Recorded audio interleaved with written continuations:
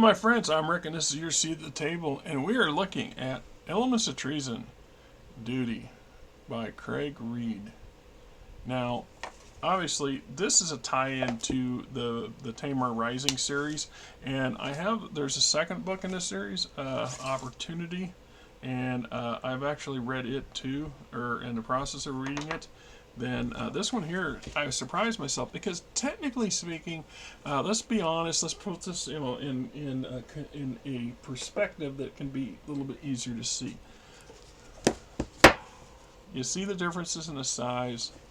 This book here barely meets the criteria of a novel.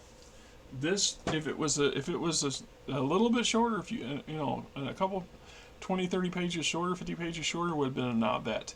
And in some people's circles, this still is considered a novelette and not a full-on novel, which is fine. I mean, it just means it reads a little faster.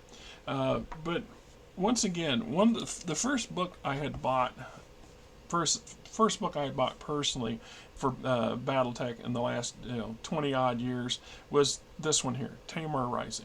And I got it, I read it, there's a lot of interesting information and stuff in it, and but it was, to me, it was a bit of a struggle because there's so much obviously missing connectivity and lore that I was not completely confident in what was going on, where and why and how. And so now that I've read this and starting to work on the second one, I'm going to have to go back and reread through this before I do a review on it itself. So I got to refresh my memory and what's going on in there.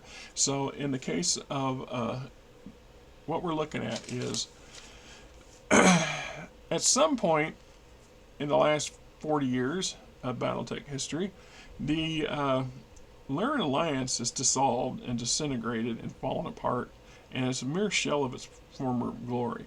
And obviously, having a bunch of clans dance around your territory takes its toll.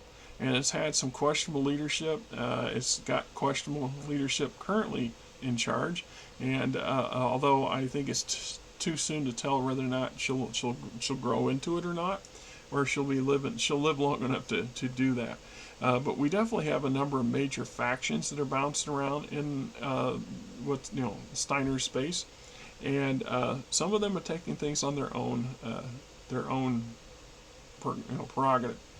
And so when I see some of the various breakings in this, so just even the title Tamar Rising kind of threw me off a bit. I was expecting something different than what it turned out to be. So at the end of the day, we have a whole lot of worlds that were isolated or cut off or conquered by other forces, and when the race for Terra began and the Jade Falcons withdrew and the Wolves withdrew, this opened up a lot of opportunities, and various groups have jumped on it with both feet. The one thing that hasn't been happening is any concert effort from Tharkad's leadership to go after and reconstitute as much of this territory of House Steiner as has been captured or conquered, and then they have, and then doing it in timely manner. This leaves a lot of places on their own, including Arcturus. Now, Arcturus is the original colony or capital world of the Lyran Commonwealth way back in the day, and until it's moved to Tharkad. So the Arcturan Guards are a number of Steiner frontline troops or mainline units that trace their heritage to this planet. So this planet was recently occupied by the Jade Falcons, and then suddenly they're not occupied. And on a nearby world, not too far away, Hauptmann-General Sarah Regis and her Arcturan Guard, and I want to say it's the 20th Arcturan Guard.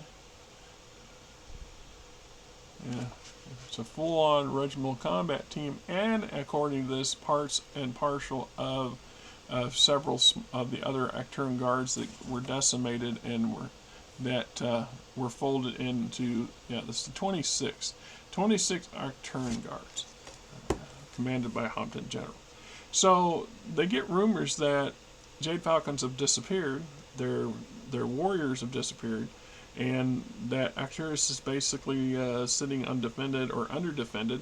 So General Regis sends a recon team and to get some information. And remember, we're dealing in the middle of still in the problem of the blackout. So many worlds are cut off. The only way for communications is through jump travel, through jump ships moving. The things take longer than when HPG stuff was available.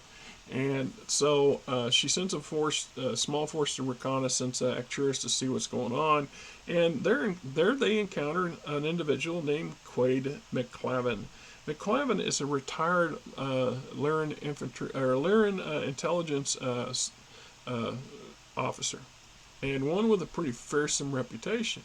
Even in retirement, he's a piece of work. That goes without saying. He basically apparently knew they were there, drove out to where they were, confronted the reconnaissance officer up front, and told him, "Where the hell's the rest of you going? Go back and tell the Archon that the planet's open. Come take it and bring us back into the fold." Unfortunately, the Archon's not in a position to willingly do that, or is not willing to do that, depending on how your view on it is. Or he's either incapable or unwilling to see that happen. So Sarah Regis decides to go investigate things in full force. So she packs up her entire regimental combat team and sender, which roughly translate between 15 and 25,000 personnel, a considerable amount of people. Transition over to Arcturus, where they find the planet is in some kind of, I don't know, the current planetary leadership are delusional. The Baron or the Duke of the Duke that supposedly in control of things is a piss poor Duke, and he even in his own admission doesn't want to be Duke. He's not a good person for what needs to be done. His brother would be much more suitable, and he even willing to abdicate and gives the general powers to be the Duke of the planet. Well, anyway, there's a bunch of heefing and hoffing going on, and so she initiates basically reconstitutes the Tamar Pact, and she realizes in order for Arcturus to go even support itself on a semi-independent basis, it needs to have access to a couple nearby planets to have necessary resources that Arcturus requires. So, using her vast military unit that's available to her, she proceeds to do just that. And before you know it, she's got acquired a number of planets. So they've actually formed a new minor state within the former Steiner Commonwealth. On the planet, there's a bunch of dissenters. Some are related to a mob or an underworld syndicate. Others are just greedy asses that typical are of a lot of elected officials everywhere. They're in it for their own special interests, or they're the people who are paying them to be in it. And then there's this rogue star captain Ferris, who's Jade Falcon, and he's such a notorious character that they basically have a shoot-on-sight order. You know, if they catch him, they're going to kill him. That's just the way it is. And if they kill him while they're trying to capture him, that just makes things simpler. And he's a piece of work. And of course, he's kind of of the opinion he's a bit two-dimensional. Yeah, he's a boogeyman of sorts, but he's not a very good one. And he doesn't play as prominent a role as some of the others. And so when I look at this, overall, read it's a good book, a good story. My personal opinion is that on some of the elements within it are a little wishy-washy. It just seems like the Duke of Arcturus is overjoyed at the idea of passing the buck onto somebody else so he can get away from not being in charge. It just seems too easy, too convenient. I'm not saying it's not just a freebie, and everybody's not all happy puppies and kittens and jumping for joy, but it feels false in some ways. And it's just like Sarah Regis, the general. She wants to look after. Her initial plan was to do that. Was to retake Arcturus in the name of the Archon and to return it to the Lyran Commonwealth full. But it's clear to her that something's going on Tharkad that's preventing this sort of mindset from happening. And this is not just her. This is happening being repeated in several locations around the Lyran Commonwealth territories, where minor nobles and minor yahoos are stepping things up. And that's where I think some of these Elements of Treason books kind of go towards, because we have Duke Brewer of Hesperus and his guards trying to set up another pocket kingdom. Meanwhile, he's the Duke of Hesperus, but he ain't anywhere near Hesperus. He has no control over it. Still a little out to lunch on what the hell's all going on there. But all that's supposedly here in the Tamar Rising book, and I have not made that. I'm just having trouble connecting the dots there.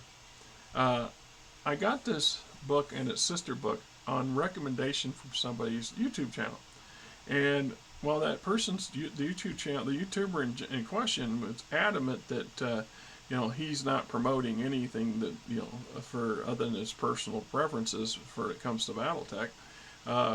Did make a comment after I bought this that he wasn't going to read his anymore when there was a red herring involving the Word of Light.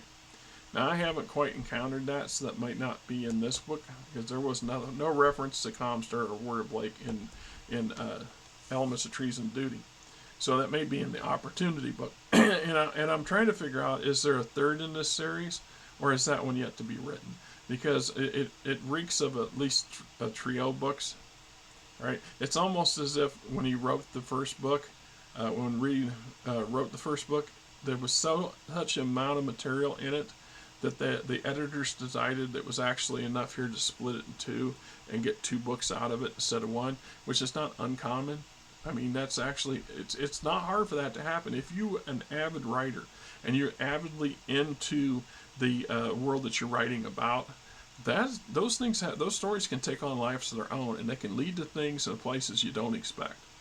Even with editorial guidance and structure set up by the people that are designing the game and where it's going, you can still have a lot of room, and before you know it, these stories bloom and bang, and you've got multiple novels, and you have to do some serious editorial work to cut out what's maybe considered chaff or insufficient.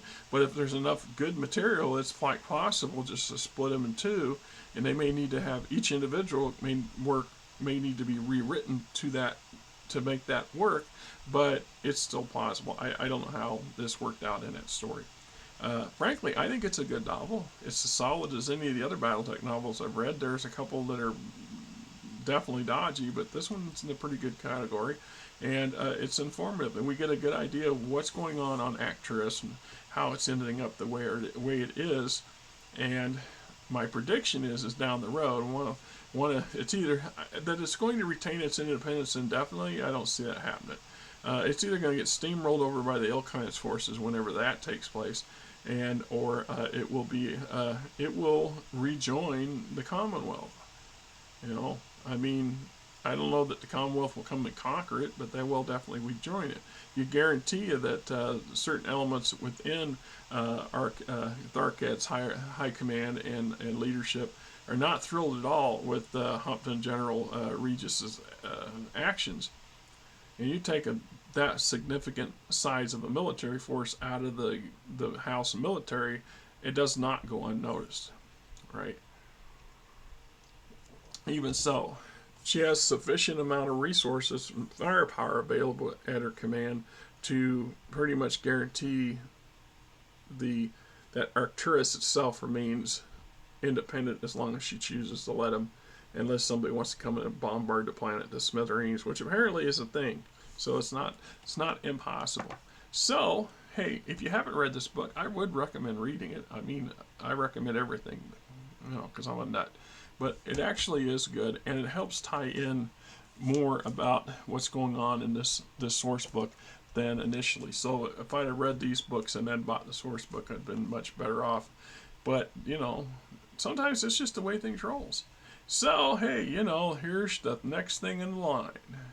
Going on, my friends, this is Rick, and hey, if you like the channel, please hit the subscribe button, hit the like button, tell your buddies, tell your friends, tell your coworkers, tell anybody else that's in the gaming industry or gaming fandom that says, hey, this is a channel worth checking out, right? Till next time.